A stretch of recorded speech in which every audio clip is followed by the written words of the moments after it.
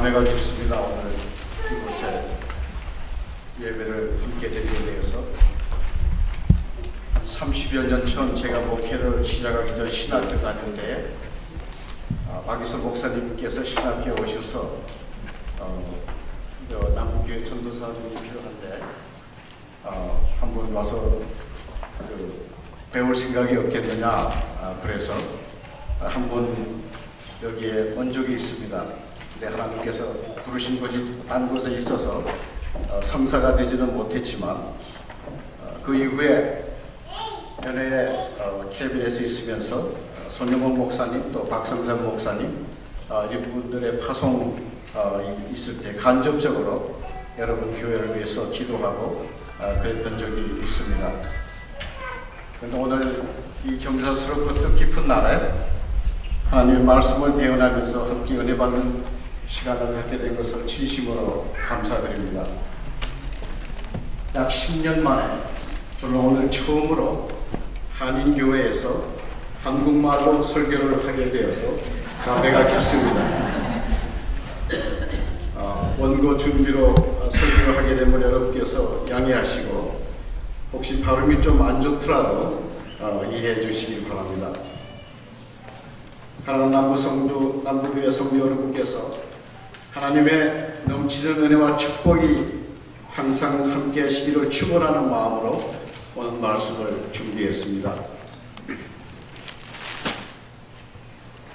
김춘근 박사는 미국 한인사회의 청년 부흥 운동인 Jesus Awakening을 주도하는 분인데 그분이 쓴 책 Why Me? 라는 책에서 자신에 대한 간증을 하고 있습니다. 그는 한국에서 미국에 유학을 와서 학위를 마치고 미국 대학에서 교수 생활을 시작하면서 젊은 나이에 자기 나름대로 소위 아메리칸 드림을 이루면서 살고 있었는데 불행스럽게도 얼마 되지 않아서 불치의 병 간암에 걸려서 시한부 인생을 살게 되었습니다. 많은 충격을 받고 고민하고 괴로워하던 끝에 짐을 챙겨 산장에 들어가 기도 생활을 하면서 하나님께 부르짖었습니다. 그 첫 번째 부르짖음이 그 책 이름의 Why Me? 였습니다. 하나님 왜 접니까? 고생 끝에 공부도 마치고 직장도 얻고 인생에 사는 즐거움을 느끼며 살려고 하는 이때에 왜 제가 이런 사형 선고를 받아야 합니까? Why me? 라고 부르짖었습니다. 그런데 하나님께서 그의 간절한 기도를 들어주셨습니다. 그가 절박한 기도 중에 예수님의 환상을 보게 되었고 그리고 기적적으로 병고침을 받았습니다. 마치 사형 선고를 받은 죄수가 처형 직전에 특별 사면을 받고 석방이 되어서 새 인생을 사는 그러한 기분이었습니다. 너무나 감격하고 고마워서 이제부터는 나의 인생을 하나님께 바쳐서 무엇인가 하나님이 원하시고 또 의미 있고 보람 있는 일을 하게 해달라는 기도를 그는 드리기 시작했습니다. 그런데 기도 중에 이 미국 사회 한인 청년들의 신앙 부흥 운동을 하라는 그런 부름을 받아 그 일을 시작하게 되었습니다. 그는 그 일에 자신의 온 정열을 쏟아 헌신하면서 많은 젊은이들이 말씀을 통해서 변화되는 모습을 경험하면서 그는 또다시 Why me? 라는 기도를 드리게 되는데 그런데 이 두 번째 Why me는 첫 번째와는 다른 의미의 Why me? 였습니다. 그것은 하나님이 미국 땅에 훌륭한 지도자들이 많이 있는데 목사님들도 계시고 하필 저같이 부족한 사람을 통해서 이 귀한 청년 신앙 각성 운동을 허락하십니까? 하나님의 이 큰 은혜를 제가 어떻게 보답하겠습니까? 하는 감사와 감격의 와이미였습니다. 그의 와이미는 한탄과 절규의 와이미에서 시작했지만 감사와 감격의 와이미로 변화되었다는 말씀입니다. 차원이 좀 다르기는 하지만 저는 오늘 장로와 권사로 임직하시는 분들이 또 창립 34주년을 맞이하시는 여러분들이 Why me? 라는 질문을 하시기 바랍니다. 하나님 왜 하필 저 같은 사람을 택하셨습니까? 우리 교회에 많은 훌륭한 분들이 계신데 왜 하필 저 같은 사람을 택하셔서 이 귀한 직분을 맡기십니까? 부족한 사람이 어떻게 이 은혜를 감당하겠습니까? Why me? 여러분이 받으시는 임직은 하나님의 은혜 때문이라고 고백하고 그 은혜를 감사함으로 받고 그 은혜가 헛되지 않도록 최선을 다하리라는 다짐을 하는 이 예배가 되시기를 간절히 바랍니다. Why me?라는 질문은 사도 바울이 가졌던 질문이기도 합니다. 오늘 본문 말씀 고린도전서 15장 9절에 보면 바울이 이렇게 고백합니다. 나는 사도 중에 가장 작은 자라. 나는 하나님의 교회를 핍박하였으므로 사도로 칭함을 받기에 감당치 못할 자니라. 이렇게 얘기했습니다. 이 말은 하나님 왜 하필 접니까? 왜 저같이 부족한 사람을 사도로 택하셨습니까? 제가 교회를 핍박한 것을 하나님은 너무나 잘 아시는데 왜 하필 저 같은 사람을 이렇게 불러주셨습니까? Why me? Why even me? 라는 감사와 겸손의 고백입니다. 여러분 이 시간에 이런 겸손의 고백이 있으시기를 기원합니다. 여러분이 오늘 장로로 권사로 피택된 것은 목사님과 또 남부교회 성도님들께서 여러분의 삶과 신앙생활을 그동안 잘 지켜보시고 저런 분이 우리 교회 신령직을 맡았으면 좋겠다고 생각했기 때문에 하나님께서 그분들의 손을 통해서 여러분을 피택하셨을 것입니다. 그러나 여러분 스스로는 바울의 고백처럼 저는 성도들 가운데 가장 작은 자입니다 라는 겸손한 고백이 있기를 바랍니다.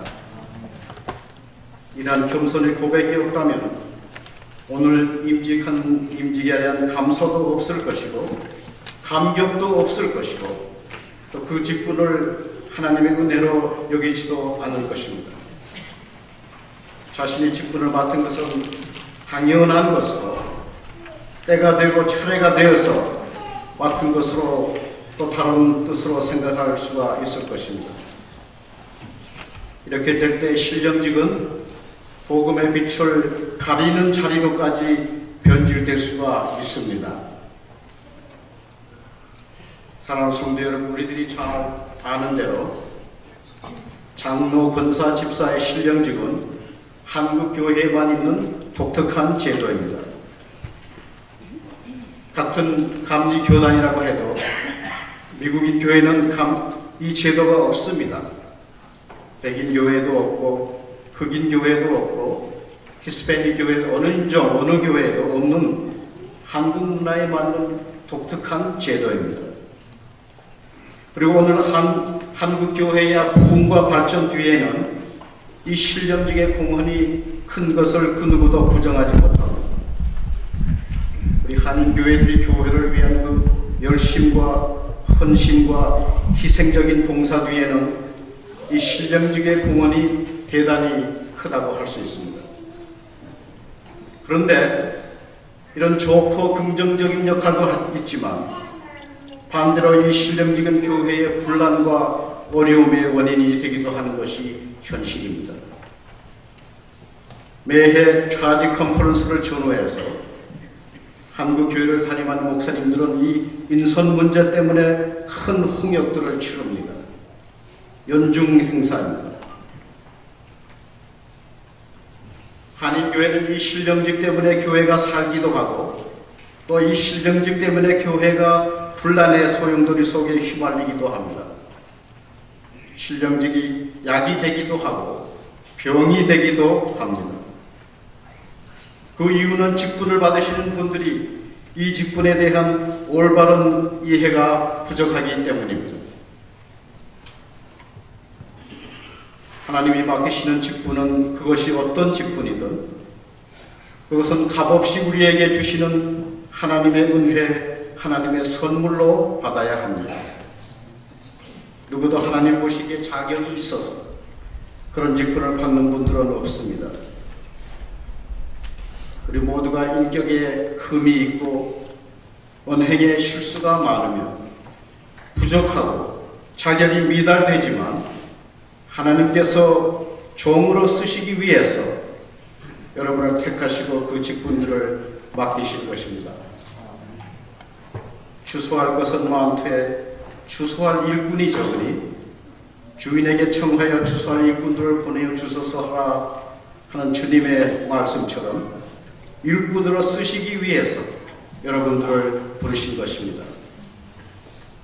더욱더 충성하고 더욱더 봉사하고 더욱더 겸손히 섬기라는 뜻으로 주신 직분을 받으시기를 기원합니다. 충청남도 대전에 있는 문 장로님 이야기 생각이 납니다. 잘 알려진 얘기라서 여러분들이 들어본 적이 있을 것인지도 모르겠습니다. 문 장로님이 잘 알려지고 한국 사회에 유명해진 이유는 그분의 교회 섬기는 모습이 모든 사람에게 본이 되기 때문이었습니다. 근데 그분의 교회 섬기는 기본 철학은 그분이 하는 세 마디의 말에 있었습니다. 그것은 좋습니다, 합시다, 냅시다, 이 세 마디에 있었습니다. 목사님이 재직회에서 무슨 제안을 하면 그 장로님은 언제나 누구보다 먼저 좋습니다, 합시다, 냅시다 로 응답했습니다. 목사님 그 아이디어 참 좋습니다. 여러분 합시다. 여러분 시간을 냅시다. 돈을 냅시다. 성의를 냅시다. 얼마나 아름답고 성숙된 모습입니까? 교회는 그런 분들이 교회 중직에 많이 있어야 합니다. 반대와 비판과 부정적인 자세가 아니라 긍정적이고 적극적인 믿음의 자세입니다. 건강한 교회, 부흥하고 성장하는 교회는 이런 교인들이 많이 있는 교회입니다. 그런 교회가 되기를 간절히 축원합니다. 교회는 인간의 공동체이기 때문에 다시 말해서 용서받은 죄인들의 모임이 바로 교회입니다. 우리는 용서받았습니다. 그러나 우리는 우리의 죄성에서 해방되지 못한 채 그 죄성을 가지고 신앙생활을 하기 때문에 때로는 매사에 부정적이고 비판적으로 교인들도 많이 있습니다. 그런데 제 목회 경험으로 봐서 분명한 것은 그런 교회는 늘 어려움과 분쟁이 있고 그런 교회가 잘 되는 것을 본 적이 없습니다. 제 경험상 한 가지 말씀드리고 싶습니다. 제가 엘딘 디스트릭 감리사로 있을 때 저희 디스트릭에서 실제로 있었던 이야기입니다. 한인 여성 목사님이 시골에 있는 두 미국 교회에 파송되었습니다. 소위 투포인트 차지입니다. 연합감리교단 내 시골에 가면은 이 투포인트 차지, 때로는 3포인트 차지까지 되는 교회들이 많이 있습니다. 그 두 교회는 각각 단독으로는 풀타임 목사님을 받을 수 있는 능력이 없었기 때문에 목사님 한 분이 그 두 교회를 섬기도록 한 것입니다. 그런데 참 재미있는 것은 똑같은 목사님인데 두 교회의 반응이 너무나 달랐습니다. 그리고 그분들의 자세에 의해서 그 교회의 운명이 달라지는 케이스였습니다. 두 교회가 다 교회 역사상 처음으로 백인 목사가 아닌 동양인 한국 목사님을 파송받았고, 또 두 교회가 똑같이 교회 역사상 처음으로 남자 목사가 아닌 여자 목사님을 파송받았습니다. 그 목사님은 주일이면 똑같은 원고 설교를 두 교회에서 했습니다. 내용도 같았고 영어 발음도 같았고 또 원고 설교를 했으니 설교 시간도 당연히 같았습니다. 그런데 한 교회에서는 모든 것을 긍정적이고 좋은 면으로 해석하고 받아들였습니다. 예를 들면 이런 것입니다. 우리 교회는 오랜 역사 동안 지금까지 백인 목사들만 파송받았는데 처음으로 동양인 한국 목사님을 파송받았으니 얼마나 역사적인 일이고 좋은 일이냐. 또 지금까지 우리는 남자 목사님들만 파송을 받았는데 처음으로 여자 목사님이 목회를 하게 되었으니 이 또한 새로운 기록이고 역사적인 것이 아니냐. 또 어떤 분들은 남들은 돈을 들여서 외국에 가서 외국 문화 체험을 한다고 하는데 우리는 바로 우리 동네에서 또 우리 교회에서 목사님과 그 가족을 통해서 김치도 먹어보고 뭐 한국 위상도 보게 되고 하여튼 돈 안 들이고 외국 문화 체험을 하게 할 수 있으니 이게 얼마나 좋으냐. 또 설교도 그렇지. 미국 목사님이 영어로 설교를 할 때는 말이 너무나 매끄럽고 듣기가 너무 편해서 때로는 지루하고 졸음이 올 때가 있었는데 액센트가 있고 발음이 서툰 한국 목사가 설교를 하니 설교 듣는데 온 신경을 집중하다 보니 좋을 시간이 없게 되었습니다. 이 또한 얼마나 감사한 일인가. 하여튼 매사에 이런 식이었습니다. 물론 그 교회도 한국 여자 목사님이 파송받은 것에 대해 별로 달갑지 않은 태도를 가신 분도 있었습니다. 그러나 그 교회 영향력이 있는 몇몇 중진들이 그런 자세를 가지고 교회 분위기를 이끌어갔기 때문에 다른 교인들도 그대로 따라왔습니다. 어느 교회 가든지 교회 분위기 잡는 분들이 있습니다. 그분들의 태도가 참 중요하다는 것을 미국 교회든 한국 교회든 다 마찬가지라 생각합니다. 그런데 반면에 그 목사님이 섬기는 다른 교회는 전혀 다른 태도를 가지고 있었습니다. 그 교회는 목사님에 대해 그의 모든 것을 부정적인 시각과 부정적인 자세로 해석하고 일관했습니다. 우선 전통적으로 백인 남자 목사님만 파송을 받았는데 동양인 한국 여자 목사님이라는 것이 한마디로 싫었습니다. 그래서 그런지 목사님이 하는 모든 것에 부정적이고 비판적이고 또 못마땅해 하는 것이었습니다. 물론 그 교회에도 목사님을 사랑하고 도와주는 훌륭한 교인들도 있었습니다. 그러나 그 교회 전체의 분위기는 대체적으로 부정적이었습니다. 그런 교회에서 차지 컨퍼런스를 마치고 돌아올 때는 저의 마음도 무거웠고 또 그런 어려운 상황에서 외롭게 목회하시는 우리 목사님들 생각하면 너무나 안쓰럽고 힘이 들고 때로는 디프레스가 되기도 했습니다. 그런데 몇 년 후 이상한 결과가 나왔습니다. 그 목사님에 대해서 매사에 부정적이고 비판적인 태도를 가졌던 교회는 교회의 분위기가 점점 침체되고 교인 수도 점점 줄어들고 헌금도 당연히 줄어들어서 더 이상 교회를 유지할 수 없는 지경에 왔습니다. 그래서 마침 근처에 새로 생기는 교회와 멀지를 해서 합병을 해서 지금은 이름조차 없는 교회가 되었습니다. 반면에 한국 여자 목사님에 대해 모든 것을 좋게 해석하고 긍정적인 태도를 가졌던 교회는 교인 수도 좀 더 늘었고 재정도 늘었어서 파타임에서 풀타임 목회자를 모실 수 있는 독립교회가 되었고 또 그 교회 역사상 처음으로 맞이하는 독립교회 풀타임 목사로 그 한국 여자 목사님을 담임 목사님으로 파송해달라고 연회에 요청했습니다. 똑같은 목사님이었습니다. 물론 연회도 본인의 추천으로 그 목사님이 그 교회의 초대 풀타임 담임 목사가 되기로 그렇게 파송이 되었습니다.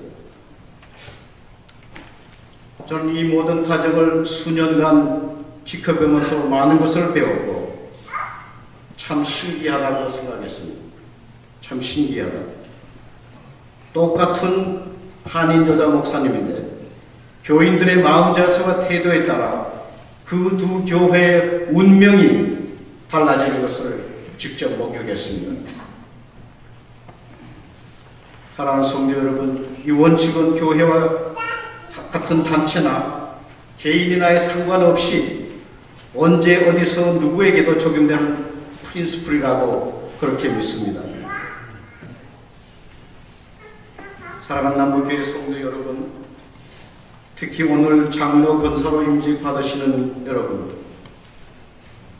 서로 사랑하고 도와주면서 남들의 허물을 덮어주고 비판 대신에 격려와 칭찬과 감사의 말을 서로 주고받는 데 앞장서는 여러분이 되기를 바랍니다. 부정적이고 비판적인 자세가 아니라 긍정적이고 적극적인 믿음의 자세, 참 신앙생활에 본을 보이는 여러분들이 되기를 진심으로 바랍니다.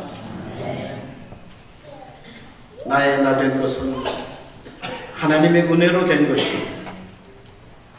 나의 나 된 것은 하나님의 은혜로 된 것입니다. 이 사도 바울의 겸손한 고백이 여러분의 고백이 되기를 바랍니다.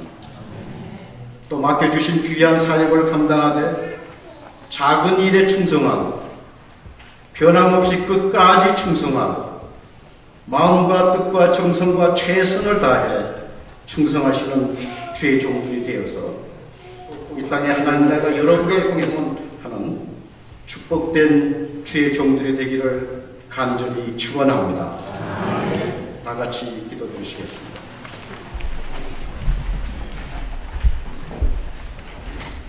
은혜와 자비가 풍성하신 아버지 하나님, 시카고 남부 교회를 사랑해 주심을 감사드립니다.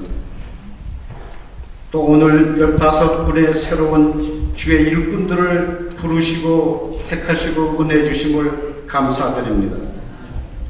온 교우들이 여러분은 담임 목사의 지도 아래 기도회와 숙회를 인도하며 교회를 충성되이 받들겠습니까? 예, 제가 그렇게 하겠습니다. 여러분은 성도들을 방문하여 낙심한 자를 권면하고 불신자들의 영혼을 사랑하는 마음으로 전도하겠습니까? 예, 제가 그렇게 하겠습니다. 손 내리시기 바랍니다.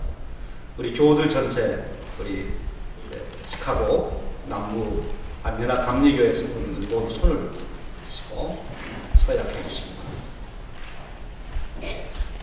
남부 시카고 한인연합감리교회 성도 여러분, 여러분은 오늘 한인연합감리교회 평신도 직제 규정에 의하여 본 교회의 명예장로로 임직하는 김기창 성도와 장로로 임직하는 김영호 성도, 김민남 성도, 백승현 성도, 이경훈 성도를 기쁘게 맞아들이며 또한 본교회 권사로 임명되는 모든 이들을 기쁘게 맞아들이고 존경하며 기도와 사랑으로 협조하겠습니까?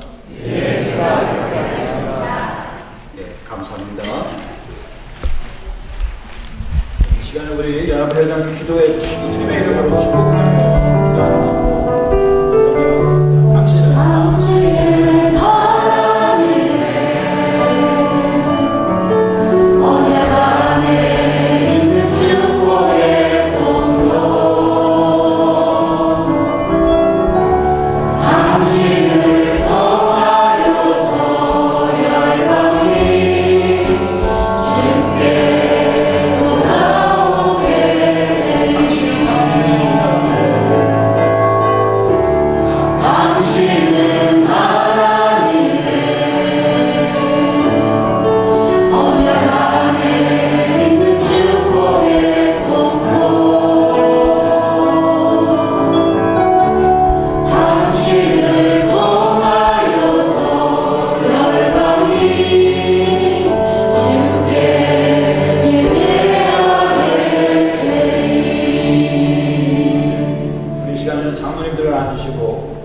권사님들 위해서 권사님들 앞으로 나오시기 바랍니다.